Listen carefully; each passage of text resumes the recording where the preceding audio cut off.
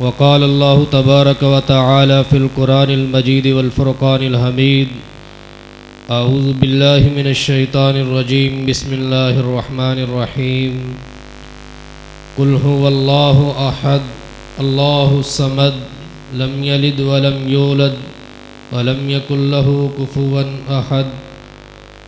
वक़ाल अन्नबिय्यु सल्लल्लाहु अलैहि वसल्लम इन कुतिलता औ हुर्रिकता ला तुशरिक बिल्लाहि शैया। मुअज़्ज़ज़ सामीन किराम, अल्लाह रब्बुल आलमीन की हम्दो सना के बाद नबी कायनात जनाब मुहम्मदुर रसूलुल्लाह सल्लल्लाहु अलैहि वसल्लम पर अल्लाह रब्बुल आलमीन बेशुमार रहमतों को नज़ूल फरमाए। मैं अदना सा तालिब इल्म शेख साहब की मौजूदगी के अंदर ज़्यादा देर आपके सामने हायल नहीं होऊंगा।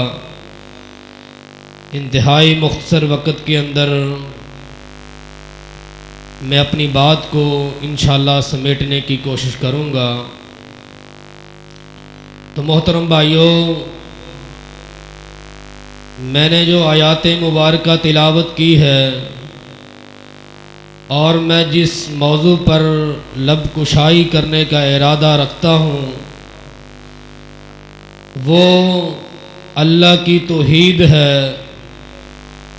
और वो तौहीद कि जिसकी खातिर अल्लाह रब्बुल आलमीन ने तमाम अंबिया को इस दुनिया कायनात के अंदर मबऊस फरमाया, और उनका मकसद, उनका टारगेट, उनका हदफ सिर्फ एक ही था, और वो ये था कि लोगों, अल्लाह के अलावा कोई इलाह नहीं, अल्लाह के अलावा कोई खालिक नहीं, अल्लाह के अलावा कोई मालिक नहीं, कोई बिगड़ी बनाने वाला नहीं, कोई रिज़्क़ अता करने वाला नहीं, बल्कि ये तमाम चीज़ें एक अल्लाह रब्बुल आलमीन के लिए है।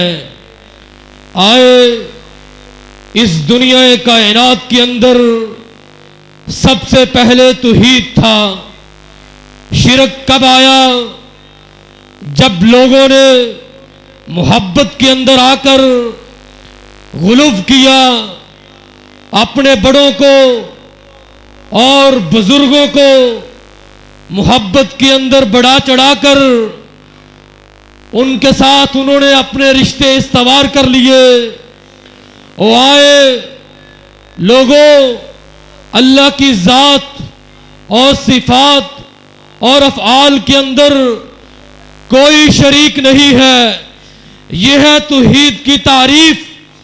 और अगर अल्लाह की ज़ात और सिफात और अफ़आल के अंदर अगर किसी को शरीक ठहराया जाएगा तो फिर याद रखे, रब्बे काबा की कसम है, तुम पहली सफ़ों के अंदर नमाज़ें पढ़ते रहो, तुम बैतुल्लाह का हज करते रहो, सदका खैरात करते रहो, मैदान मक्तल के अंदर अपनी जानों के नजराने पेश कर दो, लेकिन अगर अकीदा तौहीद नहीं है तो फिर सुनो, इन्नहु मन युशरिक बिल्लाहि फक़द हर्रमल्लाहु अलैहिल जन्ना।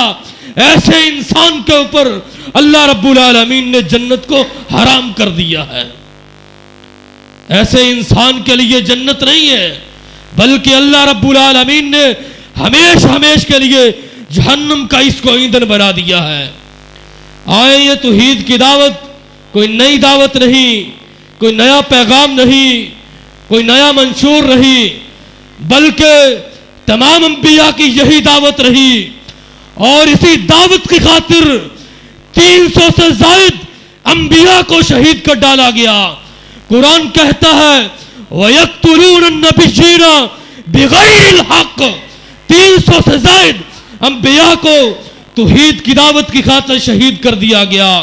और यहीं पर बस नहीं, नबी कायनात को तौहीद की दावत की खातिर कभी शायर कहा गया, कभी मजनून कहा गया, कभी आपको पागल कहा गया, कभी आपको दीवाना कहा गया, कभी आपकी कमर मुबारक पर ओझरी ला के रख दी गई, और कभी आपके ऊपर कूड़ा करकट डाल दिया गया।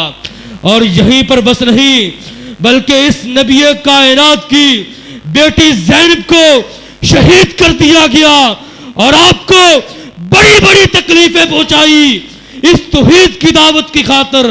और आपके सहाबाए किराम रिज़वानुल्लाह अजमईन ने तौहीद की दावत की खातिर अपना घर-बार छोड़ा, अपने बीवी बच्चे छोड़े।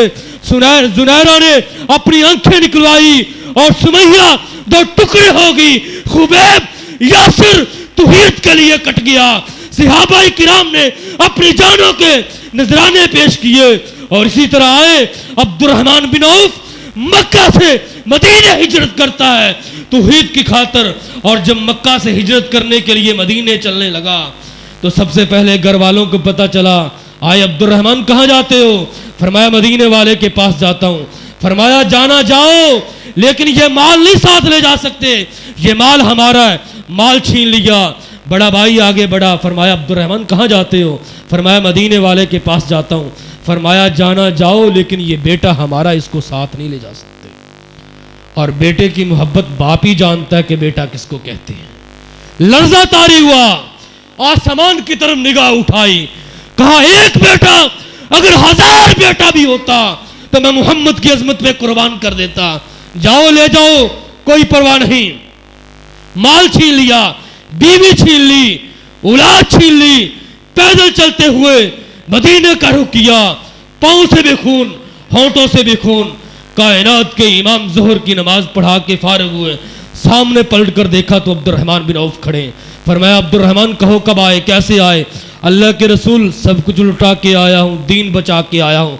नबी कायनात फरमाते अब्दुर्रहमान सुनो, अगर सब कुछ लुटा के आए हो, दीन बचा के आए हो, कुछ भी नहीं लुटाया बल्कि जन्नत पा के आगे हो। और मेरे भाइयों, यह है तौहीद की मुख्तसर तारीफ। तौहीद की खातिर अंबिया कट गए, तौहीद की खातिर नबी कायनात ने बदर का मैदान सजाया, तौहीद की खातिर नबी कायनात ने उहुद का मैदान सजाया, तौहीद की दावत की खातिर नबी कायनात ने खंदक का मैदान सजाया, तौहीद की दावत की खातिर नबी कायनात ने गज़वा तबूक का मैदान सजाया। और इसी तौहीद की दावत की खातिर सहाबाए किराम ने अपने बच्चों को ज़िबा करवाया, अपने घर-बार को छोड़ा और हिजरतें की। और इसी तौहीद की दावत की खातिर हमारे अहले हदीस के उलमा ने बड़ी लंबी कुर्बानियां पेश की हैं। शाह इस्माइल शहीद रहमतुल्लाह अलैह बालाकोट के अंदर शहीद हुए। उन्होंने तसनीफन तकरीरन बर्र हिंदुस्तान के अंदर जो तौहीद पे काम किया है, इसकी मिसाल नहीं है। वो तौहीद की दावत की खातिर कट गए।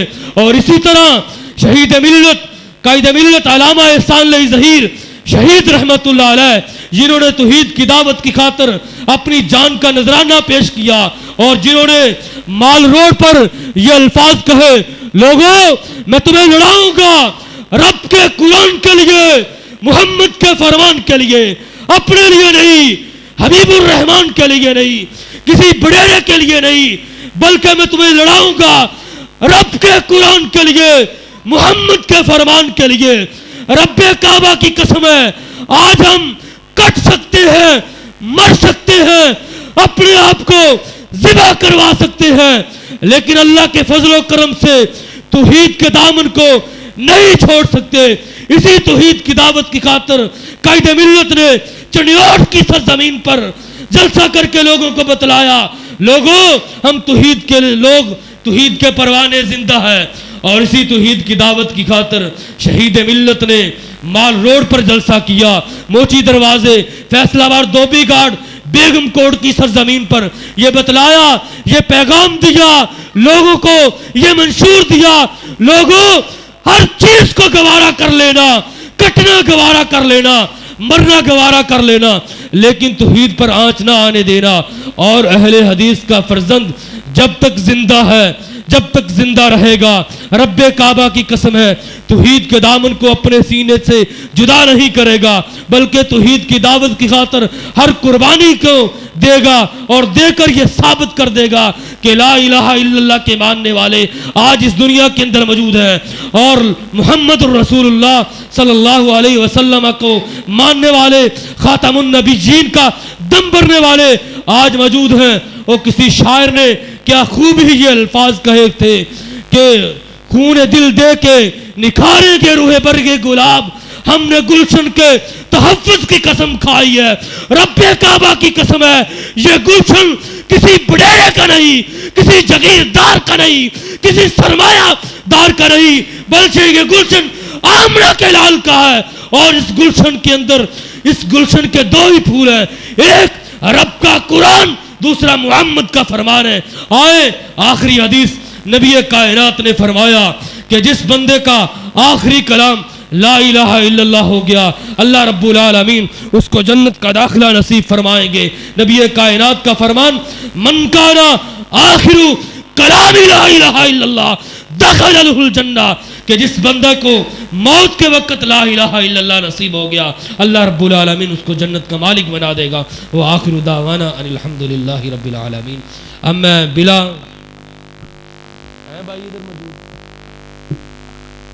ताखीर